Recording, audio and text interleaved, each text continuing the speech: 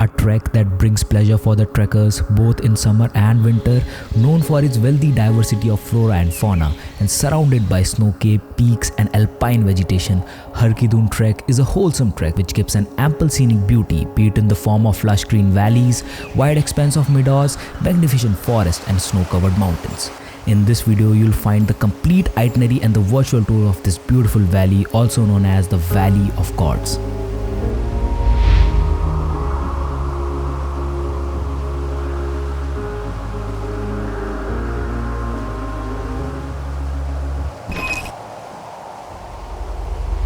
The Har Ki Doon Valley is reachable through Govind National Park in the Garhwal Himalayas, and it takes about 6 nights and 7 days to complete this trek.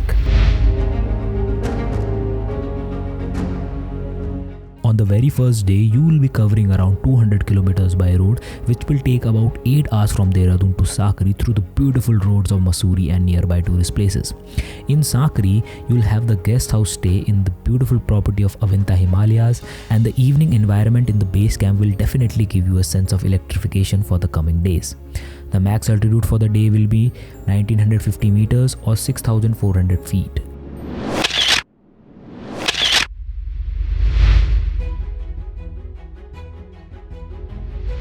The day 2 starts with the early morning drive of 12 kilometers, which will take almost an hour from Sankri to Taluka in a taxi.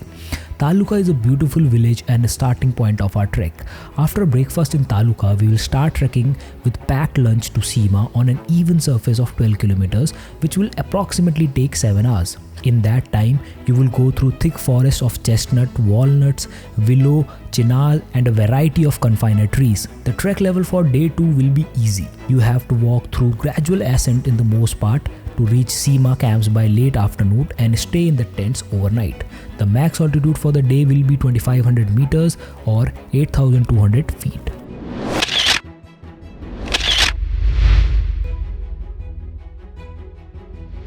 On the day 3, the trek distance will be 7 kilometers and it will take around 5 hours to do it. The trail from Seema initially is on the left side of the valley and goes past fields. This is followed by crossing an aging bridge over River Rupin, after which we start trekking to the right side of the valley. And the trail now ascends through the field of pastures with huts. Then the trail includes a climb to the ridge locally named as Kalkatyadhar. After a short descent from Kalkatyadhar, we arrive at our second campsite for the day. Trek level for third day is steeper ascent than last day, but well distributed in level walks and inclines. The max altitude for the day will be 2950 meters or 9800 feet. On day 4, as we move ahead from Kalkatyadhar camp, the trail gives an impressive view of Har Ki Doon Valley. The total distance for today will be 12 kilometers in 9 hours. Initially, there is a gradual climb which later gets steeper as it passes through beautiful meadows which open into Har Ki Doon. A small stream flows by the campsite with the peaks of Har Ki Doon and Swarg Rohini towering above. After spending some time at Har Ki Doon, we will return to Kalkatyadhar camp. The trek level of this day is relaxed forest walk combined with boulder walk. The max altitude for the day will be 3566 meters or 11699 feet.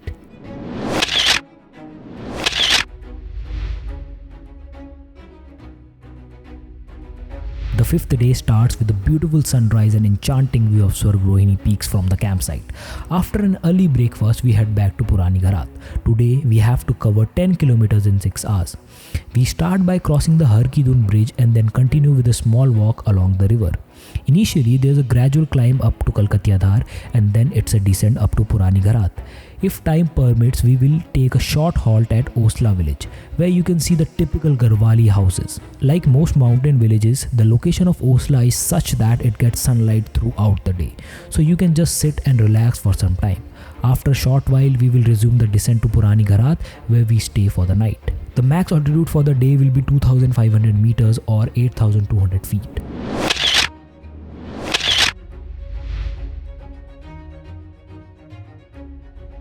On the 6th day, a 10-kilometer trek which will take about 5 hours starts to Taluka, climbing down by the familiar trail and stopping at the familiar rest points.